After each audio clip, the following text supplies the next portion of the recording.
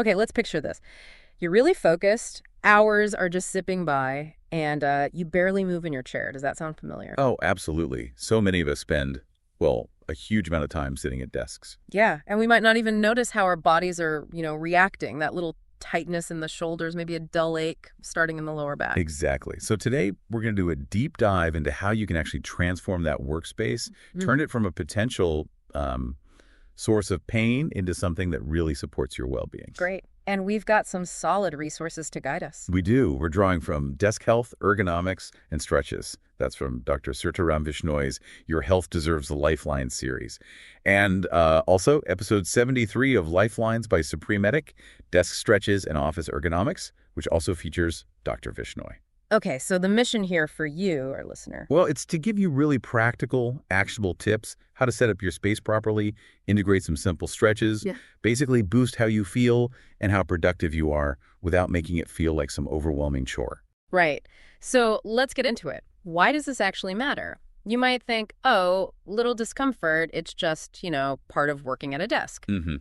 But our sources really highlight that the impact goes way beyond just temporary aches.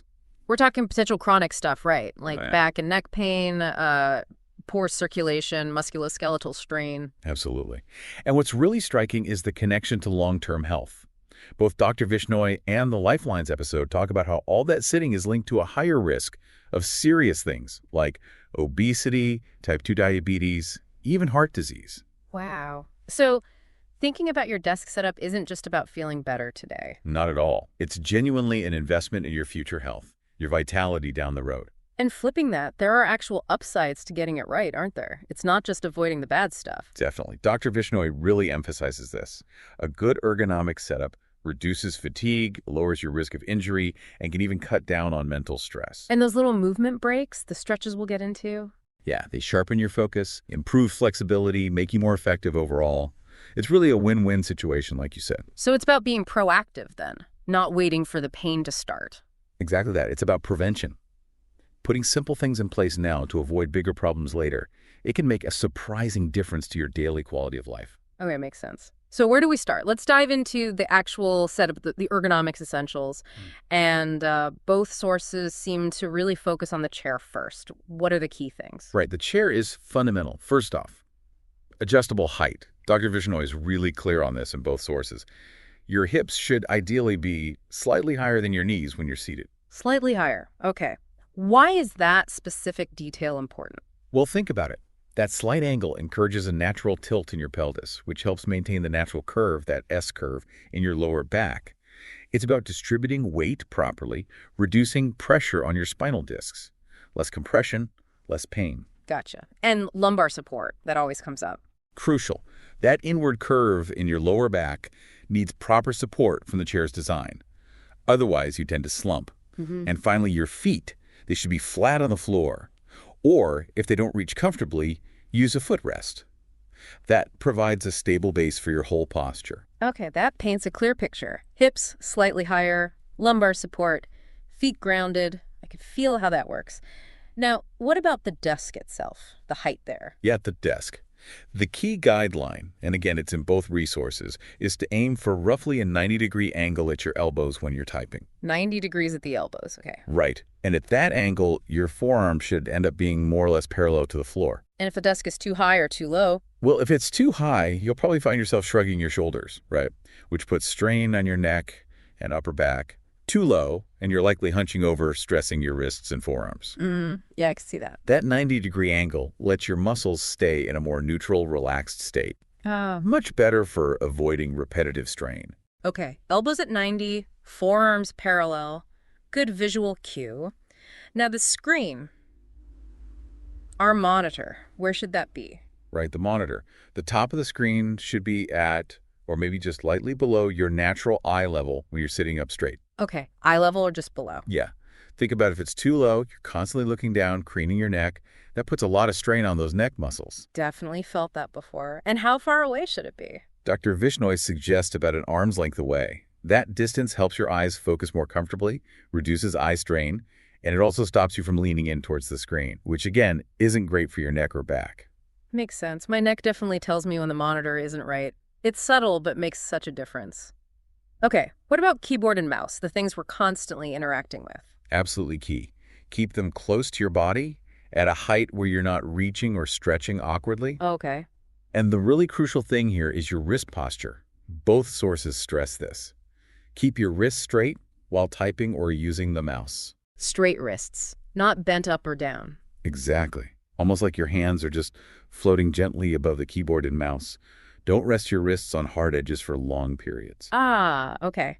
Floating hands, straight wrists. That's a helpful image. Why is that so important? It's vital for preventing conditions like carpal tunnel syndrome. That affects the nerves in your wrist, causes pain, numbness.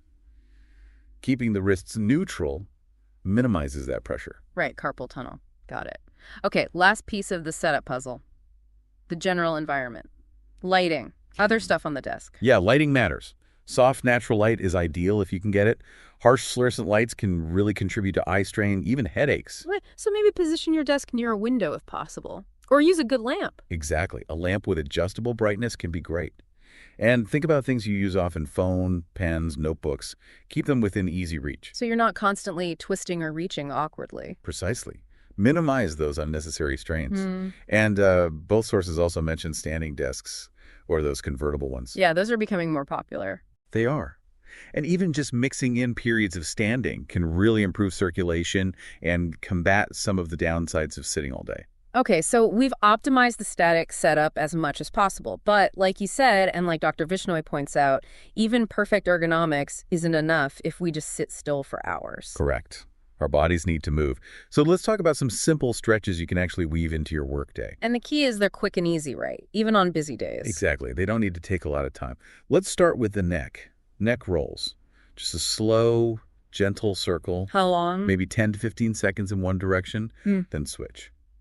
Dr. Vishnoi explains, this is great for releasing that tension that builds up from staring at screens. Makes sense. My shoulders always feel tight. What about those? Shoulder shrugs and rolls are perfect for that. Really common tension spot for desk workers. How do you do the shrugs? Just lift your shoulders straight up towards your ears, hold for maybe 3 seconds, and then really consciously relax and let them drop down. Okay. And the rolls. Just make circles with your shoulders.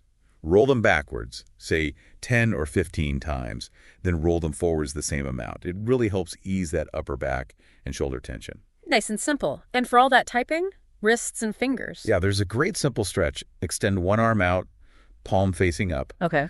Then use your other hand to gently pull your fingers back towards you. You'll feel a nice stretch in your forearm. Hold for 10-15 seconds, then switch arms. I can feel that. Counteracts all that typing motion. Exactly. And what about the lower back? That Yeah. stiffness that creeps in after sitting. Yes. Uh, Anything easy we can do right in the chair. Definitely. The seated spinal twist is excellent. Sit tall, feet flat. Put your right hand on your left knee Okay. and gently twist your upper body to the left. Look over your shoulder if that's comfortable. Hold for 10-15 seconds. Breathe. Then repeat on the other side. Oh, that sounds good for mobility. It really is. Dr. Vishnoi also mentions a seated cat-cow variation.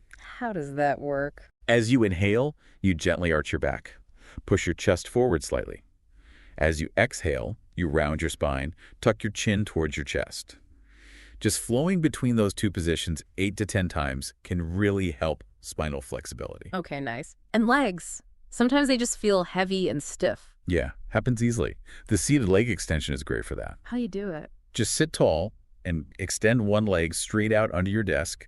Keep your heel maybe on the floor or just off it. Yeah. And flex your foot, point your toes up. Okay, feel that in the back of the thigh, hamstring. Exactly. Hold that gentle stretch for 5 to 10 seconds, then lower. Repeat maybe 5 or 10 times on each leg. It helps with stiffness in the legs and lower back and gets the circulation going a bit better too. These all sound genuinely doable, like you could sneak them in pretty easily. That's the idea. But both sources also really hammered home that even with the setup and the stretches, taking actual breaks is still crucial. Absolutely non-negotiable. Our bodies just aren't designed for static postures for hours on end. That's a key message from Dr. Vishnoi and Lifelines. So what's the recommendation? Get up every hour. Dr. Vishnoi suggests aiming to stand up, stretch, or just walk around for, say, 1 or 2 minutes every 30 to 60 minutes. Every half hour to an hour. Okay. Yeah. Setting a timer on your phone or using an app can really help build that habit initially. And again, if you have a standing desk option, definitely alternate between sitting and standing. And the Lifelines episode had some specific break strategies too, right? For eyes and circulation. Yes, really practical ones. Yeah. The 20-20-20 rule for eye strain is fantastic. Remind us how that goes. Every 20 minutes or so, look away from your screen at something that's at least 20 feet away and hold that gaze for about 20 seconds. Gives your eye muscles a proper break. Okay, 20-20-20, easy to remember. And they also suggest simply standing up and walking around for about 5 minutes every hour. That movement really boosts blood flow and helps counter the negative effects of just sitting there. And those breaks are perfect chances to do some of those stretches too, I guess. Exactly. Combine the movement break with a quick neck roll or spinal twist. Maximize the benefit. So really, the big message seems to be that having a desk job doesn't automatically mean you're doomed to discomfort or pain. Not at all. Taking these kinds of deliberate, proactive steps, even if they seem small, they really add up. They can make a huge difference in how you feel during your workday and afterwards. Yeah, it feels like we've covered the key bases. Getting the workspace set up right with ergonomics and then weaving in those simple stretches and regular movement. Precisely. It's about having that toolkit, knowing how to adjust your chair, your monitor, and then having those go-to stretches. These consistent little actions are, well, they're an investment in your long-term health and just your daily well-being. So as you're listening right now, maybe just take a second to think. What's one small adjustment you could make? Maybe just raising your monitor slightly or setting a reminder to stand up every hour. How could implementing even one or two of these things affect how you feel, your energy levels? What's one small change you could commit to today? Yeah, and then thinking bigger picture, what other shifts might be possible over time if you start making your desk health more of a priority? It really just starts with that first step, doesn't it? Towards working in a way that feels healthier and more comfortable.